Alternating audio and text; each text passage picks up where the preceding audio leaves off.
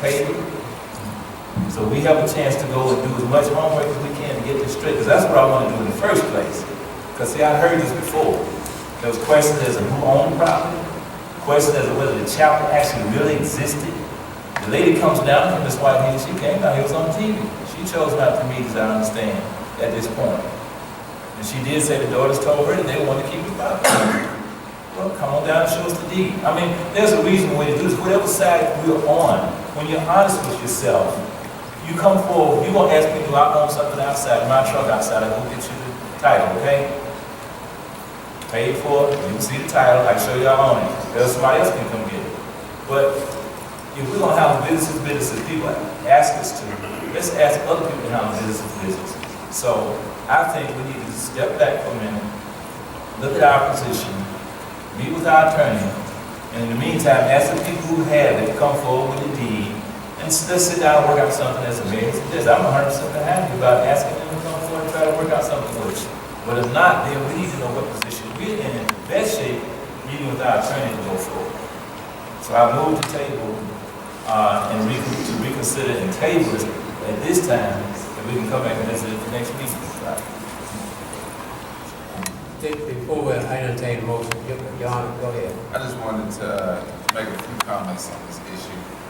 First of all, I don't think we need to move too fast in the sense of, if we're talking about relocating and condemning and all that, we do need to figure out costs and whatnot. And this time we are still gaining information, so 2 weeks I don't think will hurt the process. The ball has already been rolling. But on the issue of the deed and the who owns it, who doesn't, I just think it's important to keep in mind that whether they have the deed or not, we still have the power of the city to condemn. That is our right. So if it'll be a whole lot easier for us and a whole lot less expensive if we can't find the deed, because then we don't have to do anything. But if they do have the deed and somehow a recording it magically appears, which it doesn't look like that's going to happen, then I still recommend, and I think the council agrees, that we need to go ahead and acquire this property, because it's the principle of it. This is sitting in the middle of our square. We don't want it here. We don't want the statue in the middle of our square. With all the rich history we have, I don't think that needs to be what represents Tuskegee in the center of our square. So I agree with Councilman Haygood. We can table the actual movement of the motion to condemn until we know we need to condemn it or not.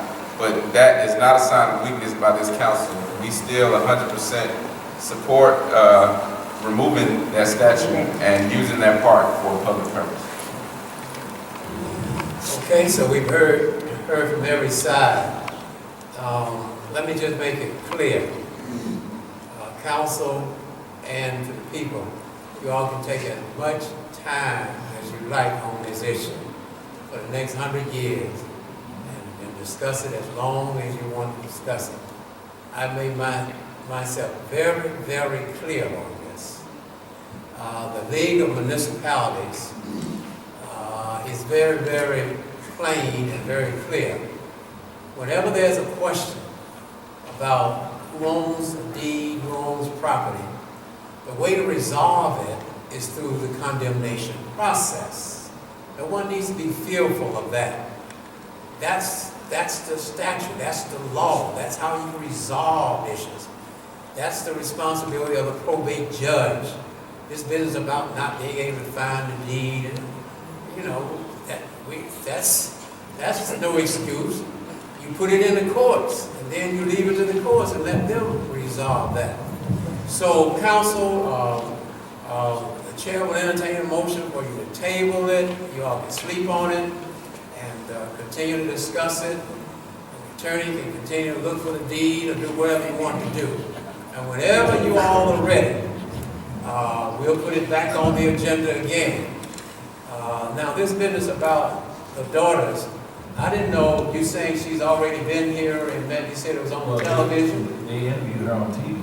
And my understanding when she was interviewed, she said that she met with the daughter Confederacy here and they didn't intend to release it. That was my understanding. I thought that's what I saw. Well, the point is, the daughters have made it very, very clear what their position is. they, first of all, they say they own the deed, and they have a deed. You say it's Secondly, that's the number. All right, so I mean, this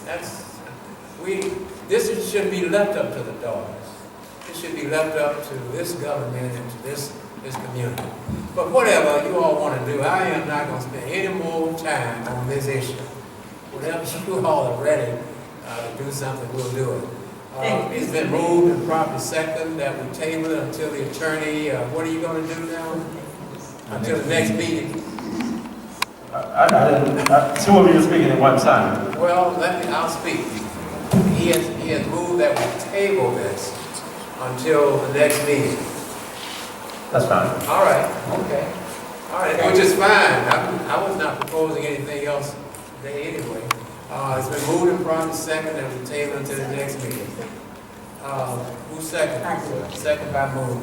Questions, comments? Those in favor of the motion, give a sign of aye. Aye. Opposers, nay. All right, so fine. Take your time as long as you want to and see what you can find. In the meantime, let's go on to something else. Forget the statute. Let's go on to something else. The next item is a recycling station. I'd like for the council to go on record and ask our interim city manager to find another site for the recycling station. Okay? Yeah, may I respond before you go? Maybe we were a little bit ahead of it. Mr. Brownlee and I had a couple of meetings last week. We started out talking about the boathouse, the agreement company, boathouse management. We ended up with a very good discussion regarding the landfill, the recycling site there. Mr. Brownlee advised me that the site has not been emptied since 2013. So if you go by, you can see that it's just absolutely bursting at the seams. And one of the things I did after meeting with him was contact Mrs. White. She is looking for recyclers to come in and take the quantities that's on hand right now. We also quickly agreed that it needs to move. Okay. It does not need to be at the lake, the beautiful Lake Tuskegee. Mr. Brownlee shared with me that I think he said there was a site being investigated somewhere near the fleet, the city shops. So I'll be working. Right. So I'll be working with them to see that site as well as some other alternative sites where we can move that. Number one, get rid of what's there now and move the recycling center to another location. Yeah, we'll leave that to you. Right. And in fact, across the street from the sanitation department may be a site you may want to, under the hill there. That's okay. All right, so, but he's clear. We want it moved. The next item is... Mayor, you need a motion? You're saying, I'll tell entertain a motion that we move it. Yes, I'll entertain a motion. So moved. Second. Moved and properly second. Questions, comments, those in favor of the motion, give the sign of aye. Aye. Opposers, nay, so be it. Done. All right, next item is boards and commissions, appointments. Mr. Attorney, you have the letter from bond counsel. Members of the council, Mr. Mayor, this is concerning the Tuskegee UBT Cooperative District. And the inquiry was whether or not the Cooperative District Board of Directors could increase from 3 to 7. I think 3 to 5 at some point was a question about a year or so ago, but 3 to 7 is the question now. And the answer is that yes, the Cooperative District can do so. It would have to happen by amendment of its certificate of incorporation.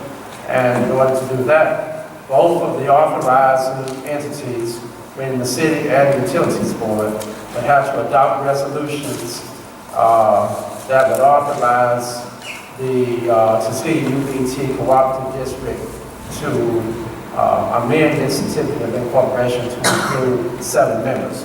You may recall when the Cooperative District was first established, it was established by action first by the city or the utilities board, but both authorizing entities had to adopt resolutions. And then the Tuskegee UBT Cooperative District, through an application of 3 citizens, became a corporation. Now, to change that or to amend your numbers, you would need the city council to adopt a resolution that would increase the membership from 3 to 7, and the utilities board would have to do the same thing. Then, as far as the numbers are concerned, the majority of the members would come from, or your board of directors over there would come from utilities board, 4, and 3 from the city.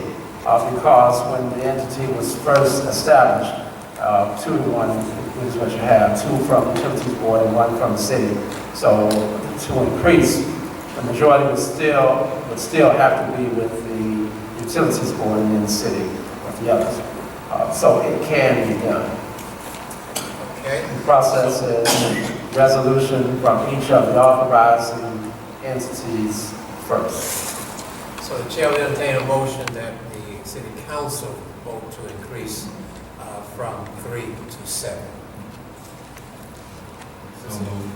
Moved by Pro Tem, second by Councilmember Lee. Questions, comments, and oh yes, please. Mayor, I saw that letter, and I didn't understand who's making that recommendation, what body? The bond council. Oh, this is bond council, this The is, bond councilman. I did see it. right, I read it, but I just wasn't familiar with it. right, Who's making the recommendation? Thank you, Mr. Attorney. you're quite welcome. Good. Do you have a copy? I do have, okay, all right. And so this is, it would be you would adopt a resolution authorizing the Tuskegee UBT Cooperative District to increase its membership, or rather to amend its certificate of incorporation by increasing its membership from 3 to 7. You'll get the resolution prepared. Yes. It's been moved and properly second. Questions, comments? All in favor of the motion, give a sign of aye. Aye. Opposed, the same sign. Nay. The motion is carried. Yes, ma'am. Does the cooperative district have to do that, or can they not? Well, if both the city council and the utilities board authorize it, then it can do it, yes. All council members have a copy of the bond council recommendations, which is fine. So the next step would be for the council to identify the 2 persons. And in the letter, we suggested Council Pro Tem Haygood and Councilmember Lee. And on the utility side, they can address that. Spoke to Chairman Washington today, and they're going to have a meeting on the 17th, a call meeting, and then they can consider Mrs. Gillette. I think they've already voted, Mrs. Gillette and Chairman Washington. So, but they can ratify that at that meeting. So once the corporate district meets, but in the meantime, we can go ahead and make a recommendation of the 2 appointees tonight. Can we go ahead and do that? I have not researched that issue. As long as we have everybody. Right, well, yeah, and if we do it tonight, then if it turns out that it was premature, then we just have to do it again.